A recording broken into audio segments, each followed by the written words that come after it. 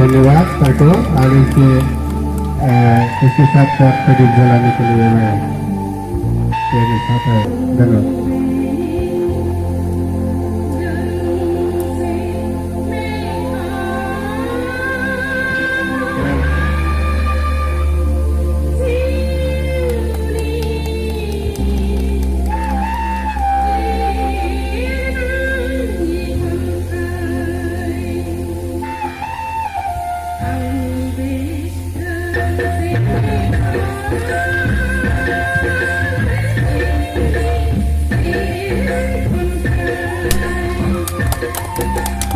धन्यवाद, बहुत बहुत धन्यवाद सर को ये शुभारंभ करने के लिए।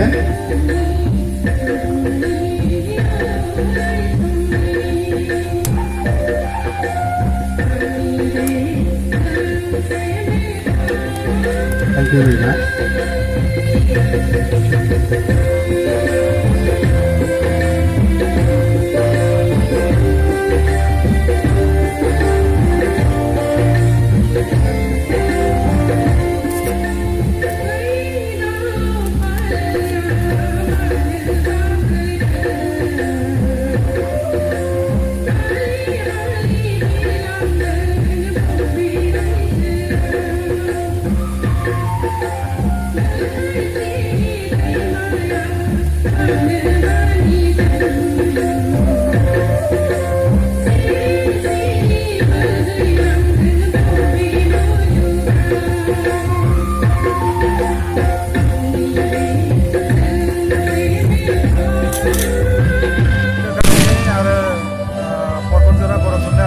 जथायै खुंनाय दिनैनि बे हाबाफारियाव मोनथाम आयदा दङ।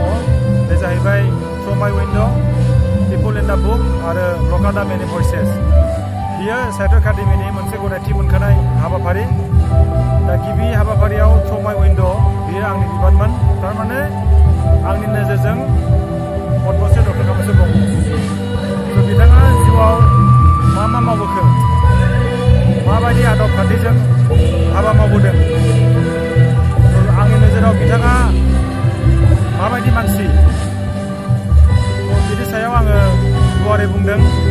जोङो भारत सरकारनि साहित्य एकाडेमि आरो बर' थुनलाइ आफाद क'क्राझार जिल्लानि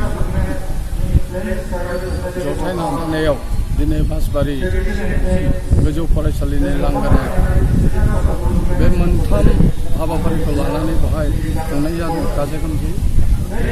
आरो बेयाव गोजोनथाव बाथ्रा बेनो जे साहित्य एकाडेमि आरो बर' थुनलाइ आफादनि बेबायदि खुंनायाव गोबां बेबायदि खोनासंगिरिफोर फ्राय फैया, नाथाय बेवहाय आं नुनो मोनदों बे अनसायगिरि आरो गुबुन गुबुन आफादफोरनि दैदेनगिरि बिथांमोना बाहाय नुजाफैदों। गोजोनथाव बाथ्रा बेनो दे साहित्य एकाडेमिया गोबां हाबाफारि दङ आरो साहित्य एकाडेमिया रायजो राजानि गेजेराव माखासे प्रग्राम लानानै जेरै बर' राइटार्स माने फेस्टिभेल, यं बर' राइटार्स फेस्टिभेल आरो बिदिनो कथा सन्धि, नारी चेतना, बिदिनो दा बहाय लानाय जादों लका होननाय।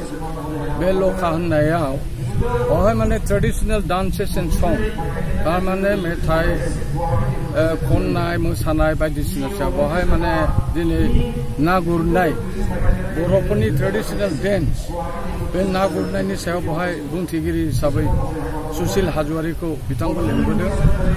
आरो लोगोसे बहाय जों नुनो मोनदों पिपल एन्ड बुक बहाय नुनो मोनदों जे मुंदांखा मेथाइ खनगिरि सुलेखा बसुमतारीखौ बाहाय लिंबोदों। बेनि ओंथियानो जाहैबाय मा जे बर'फ्रा गोबां माने रिंसारथि दं, मोसानायनि फाउन्डेसन दं।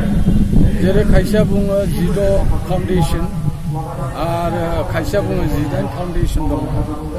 दा जों मिथिनायाव 16 फाउन्डेसन दं मोसानायनि जिथु माबा दङ। बेखौ हयथ' सुलेखा बसुमतारीया बेयो सासे गोदान मेथाइ खनगिरिब्लाबो बे ट्रेडिशनेल खुगा मेथाइजों लोब्बा थानाय माखासे खोथाफोरखौ बेयाव बुङो। आरो बर'आव खुगा मेथाइया जोबनो थाङा। जेरै सिजनेल फेस्टिभेल नन सिजनेल फेस्टिभेल बैसागु दमासि बायदिसिना फेस्टिभेल बायदिसिना फोरबो दङ जोंनि गेजेराव बैसागुआथ' बिराद मोनसे बर' हारिनि मोनसे बिराद मोनसे रंजाथावना मोनसे बेयो